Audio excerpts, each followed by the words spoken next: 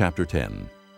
Then the Lord said to Moses, Go to Pharaoh, for I have hardened his heart and the hearts of his officials, so that I may perform these miraculous signs of mine among them, that you may tell your children and grandchildren how I dealt harshly with the Egyptians, and how I performed my signs among them, and that you may know that I am the Lord.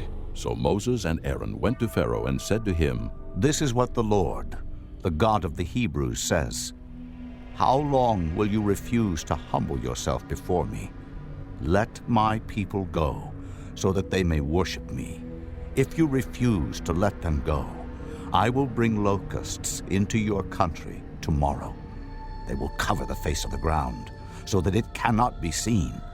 They will devour what little you have left after the hail, including every tree that is growing in your fields.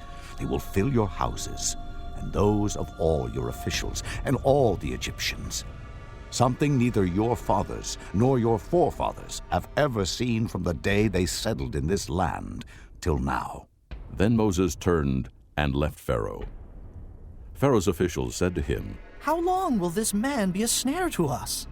Let the people go so that they may worship the Lord their God. Do you not yet realize that Egypt is ruined? Then Moses and Aaron were brought back to Pharaoh. Go, worship the Lord your God. He said, But just who will be going?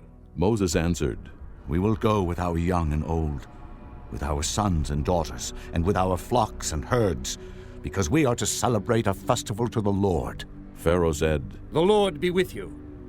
If I let you go, along with your women and children, clearly you are bent on evil. No, have only the men go and worship the Lord, since that's what you have been asking for.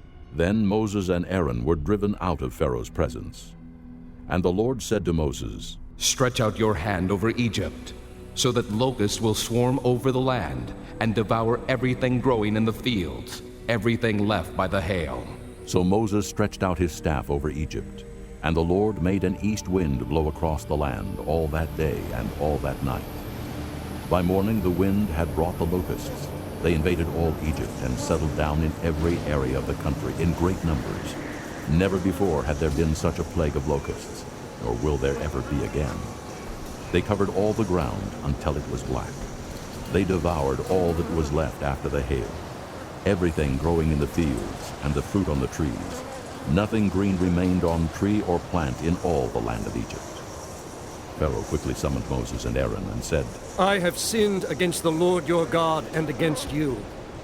Now forgive my sin once more, and pray to the Lord your God to take this deadly plague away from me.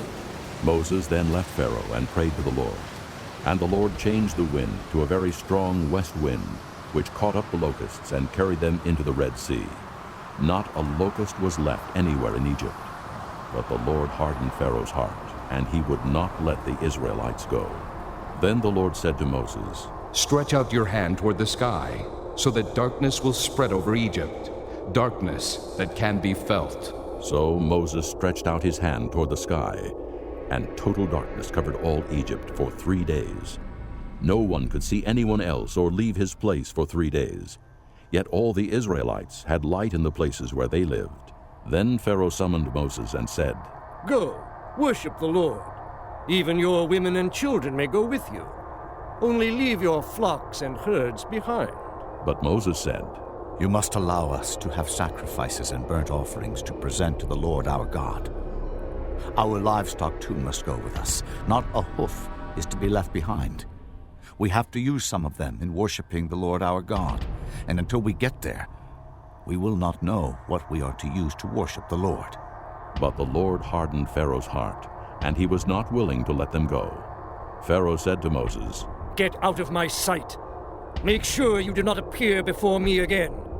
The day you see my face, you will die. Just as you say, Moses replied. I will never appear before you again.